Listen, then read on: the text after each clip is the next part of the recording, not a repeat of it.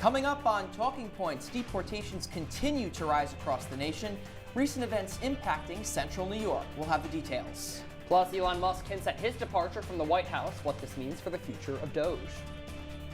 And President Trump putting his promised tariffs into effect, how they could impact you and your wallet. All that and more when Talking Points starts right now.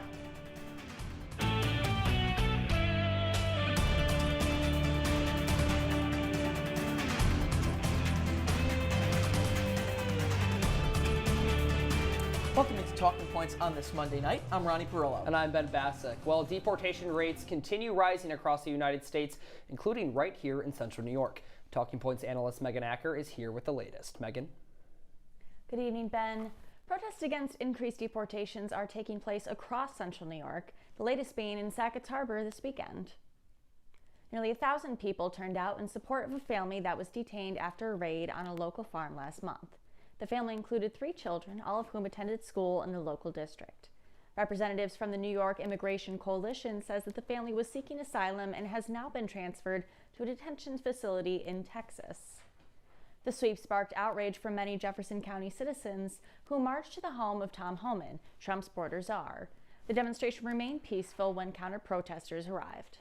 Homan said in a statement to 7 News that the family may be either victims or witnesses to the crimes committed by Marcel Meyer, a South African native charged with possession of child pornography and the target of the original raid. Governor Kathy Hochul has condemned the raid as, quote, just plain cruel, and demanded that the family be returned to New York. Other protests against deportations and the Trump administration overall took place in Ithaca, Canandaigua, and Syracuse, among other localities, throughout the weekend. Another is planned for tomorrow in the city of Oswego. So, Megan, how is local law enforcement responding to the backlash? Well, Ronnie, what's important to know is that it is not just one law enforcement organization that's handling these raids. It's a combination of usually the FBI, Department of Homeland Security, ICE, and Enforcement and Removal Operations, which is sort of a subsect of ICE. And also within all those different organizations, there are different localities involved. So Buffalo ERO, the Enforcement Removal Operations, has been in charge of the majority of these raids across central New York.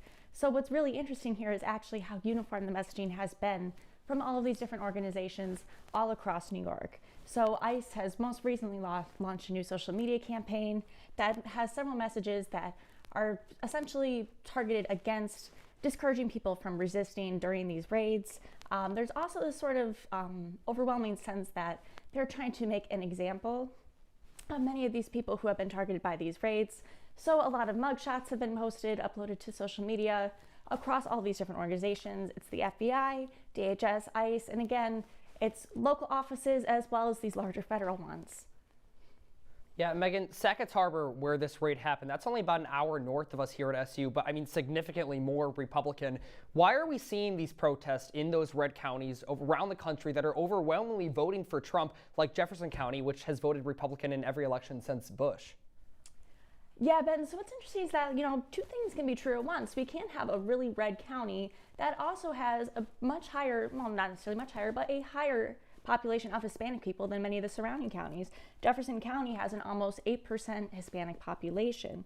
So just because these counties are rural does not mean that they are necessarily that much less diverse. They are also, it's important to know that just because they are rural and they are smaller does not mean that they are necessarily small. I mean, just because you have a Republican majority does not mean that thousands of people in these counties did not vote for Harris and aren't Democratic leaning. So that's really important to know. It's also worth noting that Trump's popularity has gone down. So these policies that are being pushed out by the Trump administration are becoming less and less popular. It doesn't help right now with the tariff situation that I know Alex is going to tell us about later this evening. But for now, I'll give it back to you at the desk. Doing a deal would be preferable to doing the obvious. And the obvious is not something that I want to be involved with, or frankly, that Israel wants to be involved with if they can avoid it. Well, right there, while Trump met with Benjamin Netanyahu earlier today, he announced the U.S. will be in direct talks with Iran over its nuclear program. Trump says, quote, if the talks aren't successful, it will be a very bad day for Iran. The U.S. does not have to return a man, who was accidentally deported to El Salvador by the original deadline of tonight. The Supreme Court, in a ruling today, temporarily paused a judge's previous order, Ben. Yeah, Ronnie, this comes after the Trump administration requested the initial order to be blocked. District Court Judge Paula Zinez declared Kilmar Abrego Garcia's deportation unlawful earlier this morning. Garcia was deported on March 15th in what the Trump administration described as a, quote, administrative error. The Trump administration has ended some of the last remaining aid programs funded by USAID. About 60 letters ending partnerships with the World Food Program and other organizations have been sent over the past week. Now, according to the Department of Government Efficiency, the projects are ending for, quote, the convenience of the U.S. government. Areas that will be most affected include Lebanon, Jordan, and Syria. Several House Republicans are fighting back against last night's Senate budget plan. Representative Andy Harris and Jody Arrington slammed the bill on Saturday morning, saying they can't support the new plan until they see, quote, the actual spending and deficit reductions plan to enact Trump's America First agenda. The Senate plan cuts $4 billion from the annual budget, while the House plan would slash around $2 trillion from the national deficit. The Senate hopes their new plan will fund Trump's agenda along party lines in an all-encompassing bill. Wisconsin and Florida recently holding special elections. We'll break down the impact of those results. They're pretty cool after the break.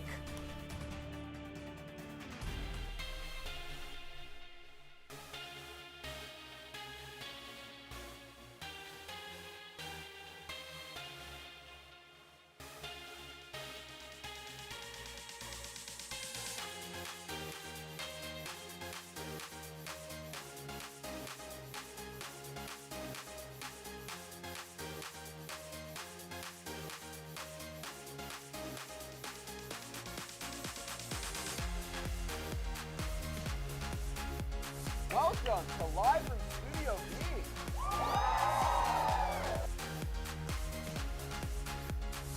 Welcome to another episode of Culturally and Technically Legal. Previously on Survivor. Welcome back to the Esports Juice Box, where we break down this week's esports news into digestible sizes for easy consumption.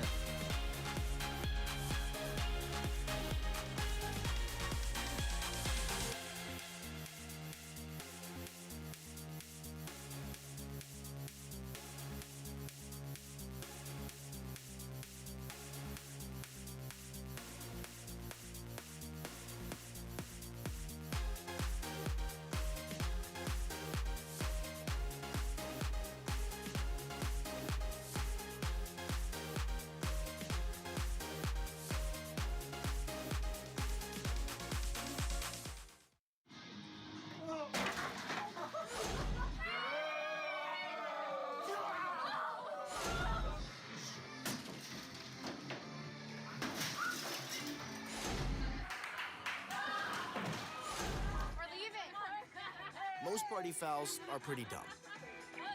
But if you decide to drink and drive underage, you could lose your license and your freedom. Underage drinking and driving. The ultimate party foul.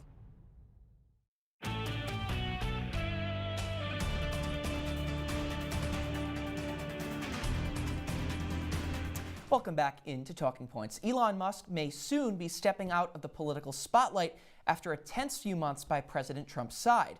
Riley Underwood is here now to tell us why. Hey, Riley. Hey, Ronnie. Well, it was never going to be permanent, but Elon Musk has quickly become synonymous with the second Trump presidency. He's been the de facto leader of the Department of Government Efficiency and a senior advisor to the president. But Trump says that there's a point where Elon has to leave. He says probably in the next couple of months. In an interview last week, Vice President J.D. Vance said that Doge will continue without Musk. That's going to take about 6 months, and that's what Elon signed up for. But of course, he's going to continue to be an advisor. And by the way, the work of Doge is not even close to done. The work of Elon is not even close to done. And yeah, that work's going to continue after Elon leaves, but fundamentally, Elon is going to remain a friend and an advisor of both me and the president, and he's done a lot of good things. Well, even after he's going to leave the White House, he still has plenty to focus on. His net worth has taken a multi-billion-dollar hit lately, with Tesla leading the slide, and there's at least one big policy where Musk and the president don't publicly see eye to eye. It's tariffs. Trump's new 20% across-the-board tax on the European Union, that's not good news for Musk, who says he wants a zero-tariff situation and a free trade zone between Europe and the United States. He's publicly criticized the White House's top trade advisor, Peter Navarro, saying that his PhD in economics from Harvard is a bad thing, not a good thing, and that he hasn't accomplished anything meaningful. But for cutting government spending, it seems that Elon will still be in the administration's ear, but won't have as many responsibilities as his time in Washington winds down. Yep. Riley, word of the week, tariffs. Well, last week, special elections occurred in both Florida and Wisconsin, delivering optimism for Democrats despite losing those 2 congressional races. That's right, Ben. Now, the Wisconsin special election was for the state Supreme Court, which single-handedly kept the state's judiciary with the Democrats. Joining us now in studio to dive into these results and kind of the fascinating scope of this race is Talking Points analyst Drew Matyasik. Hey, Drew. Thanks, guys. Now, while Democrats lost both congressional elections in Florida, it still gave them a sense of optimism after that abysmal showing just a few months ago in November.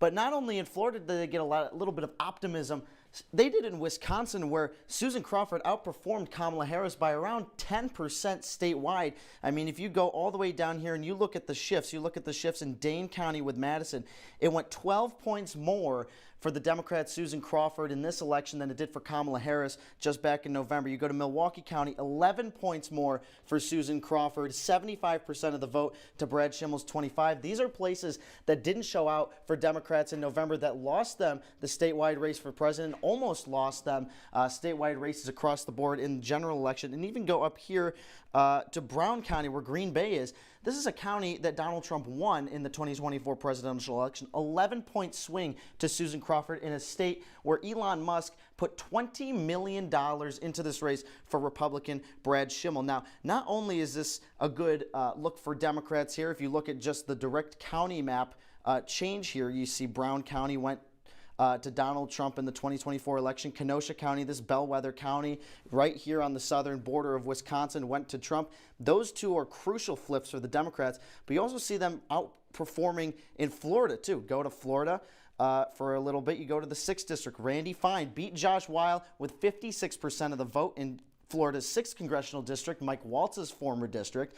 But you go over to the results when Mike Waltz won just back in November. He won with 66% of the vote in Florida, and you also had record turnout. You go back over to Florida's 1st congressional district. Jimmy Petronis beat Gabe Vallimont, who faced Matt Gaetz just back in November. He won also with around 56% of the vote. You go back to when Matt Gaetz was on the ballot.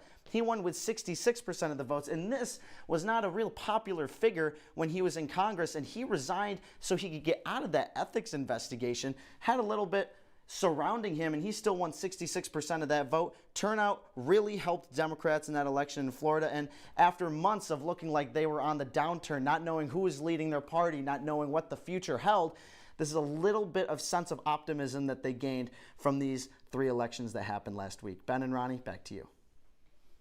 Thanks so much, Drew. When we return, Trump's new tariffs are significantly influencing the stock market, how it's impacts some of the biggest trading partners this week. Stay with us.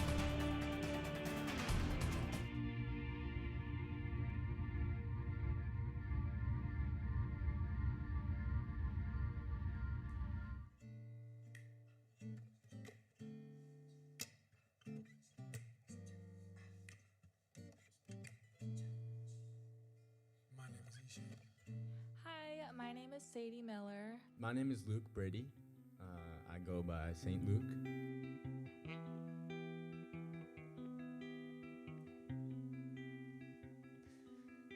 So this one I started with this guitar lick.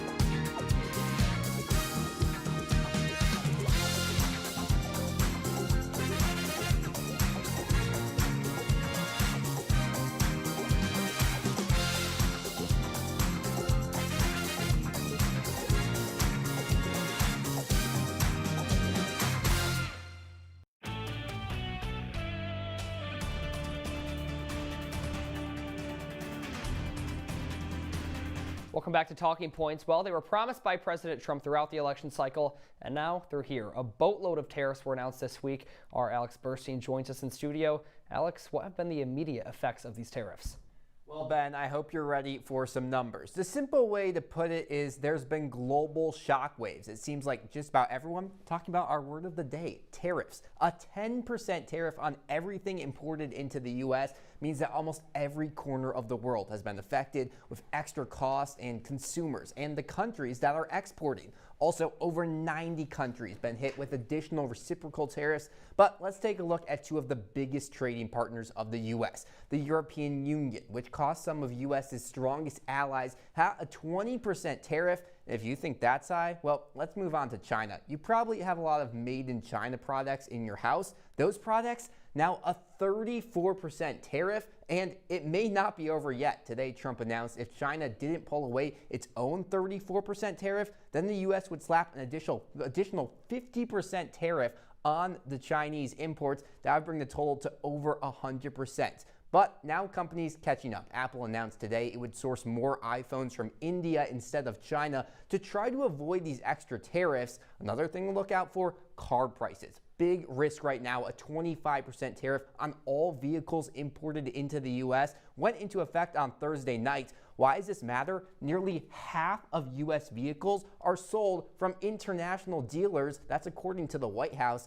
Unsurprisingly, the markets have come tumbling across the globe with this announcement. In America, the largest single-day dive since the 2020 COVID-19 pandemic. Investors started to sell basically everything other than bonds. The Dow Jones has dropped more than 3,000 points. And after a volatile morning today, they opened with massive drops, and all three major indexes remained down since the start of the month. Trump announced these tariffs on April 2nd. The CBOE Volatility Index, which measures how volatile the markets are, at nearly 47 today, the last time it was that high in April 2020. But even as all this happens, Trump remains committed to the tariffs. Here's what the president said today. Would you be open to a pause in tariffs to allow for negotiations?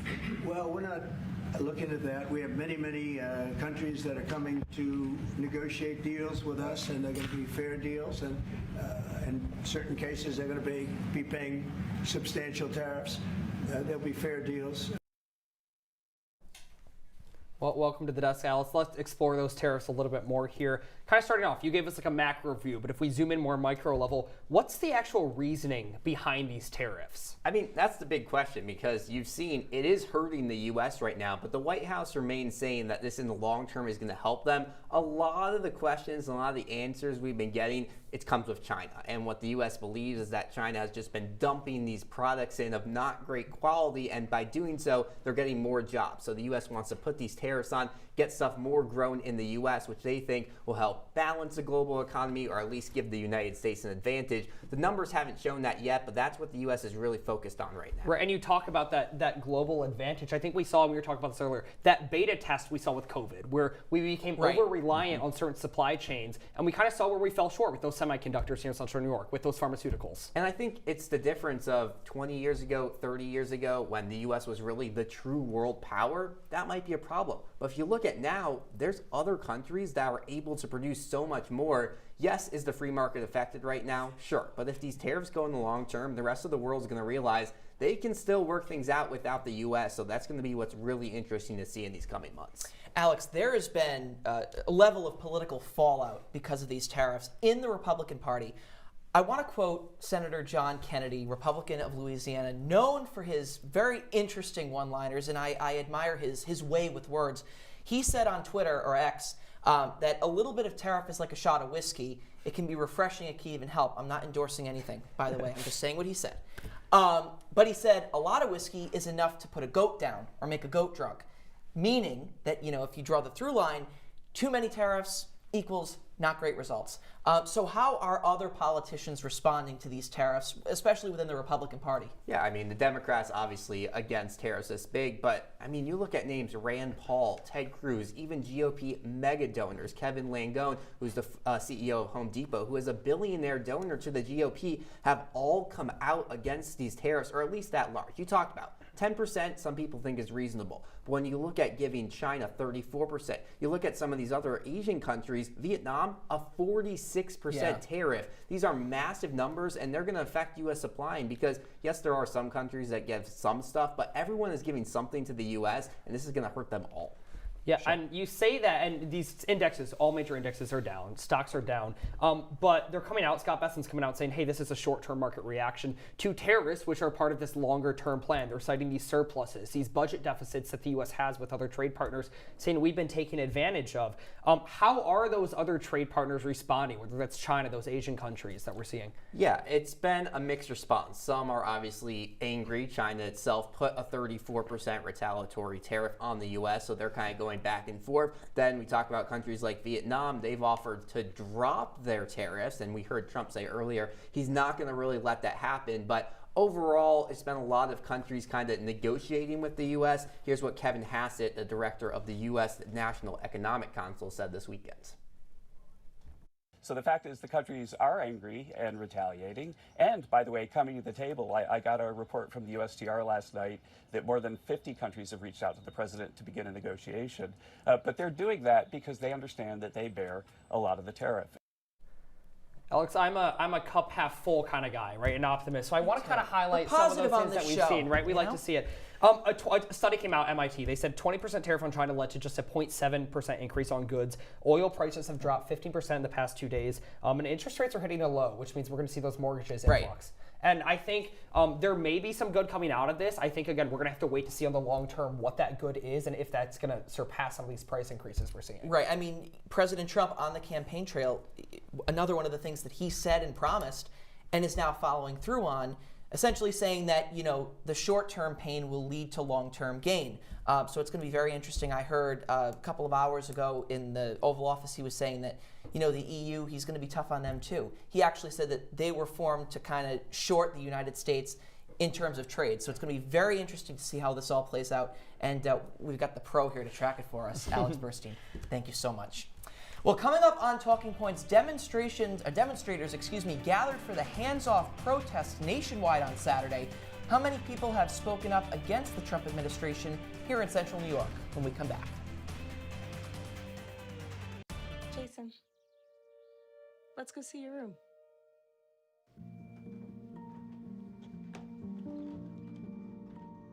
What do you think? We kept it a little spare, so you can decorate it how you like.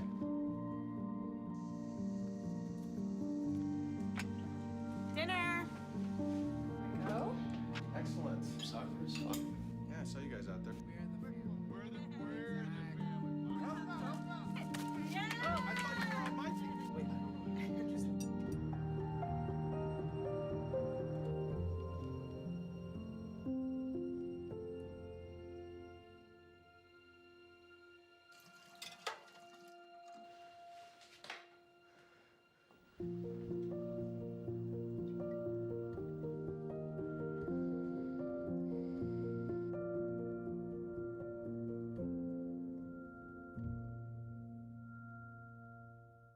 Welcome to my house. Lately, not my happy place. Everybody's pretty tired of each other. The parents were not themselves. My little brothers were morphing into small creatures. The walls were closing in.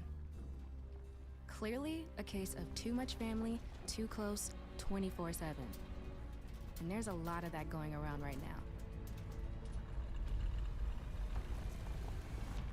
If this sounds like your house, try going someplace new. YourLifeYourVoice.org. You'll find lots of ideas to help you handle the family stresses of being confined to close quarters. YourLifeYourVoice.org. It might not get you out of the house, but it could help you find a little more breathing room.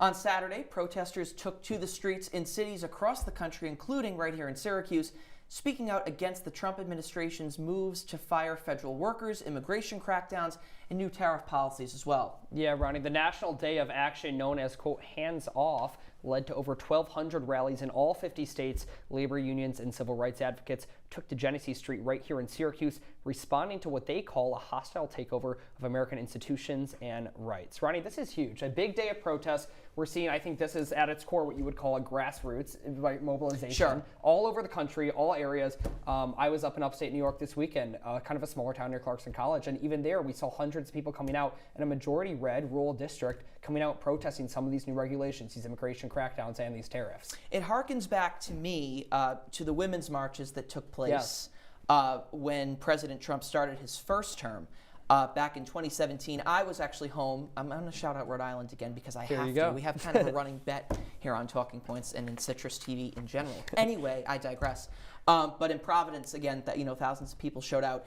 Not really as much of a surprise there, since that part of the country overwhelmingly is more of a liberal part. But it is interesting to see people kind of coming together for these causes, and really they're harping a lot on the firing of federal workers. Yeah, and this hands-off idea I think is really interesting. We're seeing them say hands off of, they said, quote, our rights, they said our institutions. And we have a sound bit right here of something that one of these protesters said, we want your hands off of.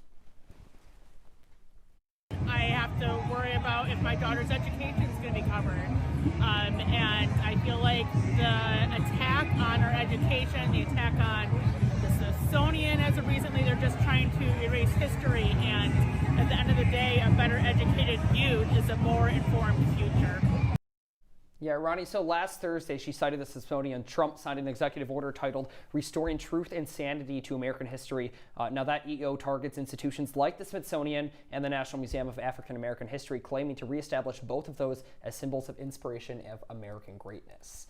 The Republicans did well with this, though. Yeah. When you think back and think about all of the videos of school board meetings that you saw in places like deep blue, well, not as deep blue now, but New Jersey, and places in California, and there's actually a mom who's very active on X from Rhode Island who speaks out at school board meetings all the time. This is an issue that Republicans did very well on, essentially saying that Democrats were pushing this far left kind of woke ideology in the classroom, and they wanted to boot it out. So this is kind of an aim at that. And that's the word right there, is woke. Trump came out and he said these institutions are going woke. He's citing certain exhibits. He's citing the Kennedy Center, right? That we'll get to in a minute here. But some of these actions, it's just interesting how we're seeing him kind of repaint this image of what Republicans think America should be. And I think the other thing we're hearing is the word culture war, right? They engage in these culture wars, and it raises a lot of headlines. It comes after these issues that are very emotionally based, and it brings people out of the polling booth. It definitely does. I mean, if you look at the transgender athlete story,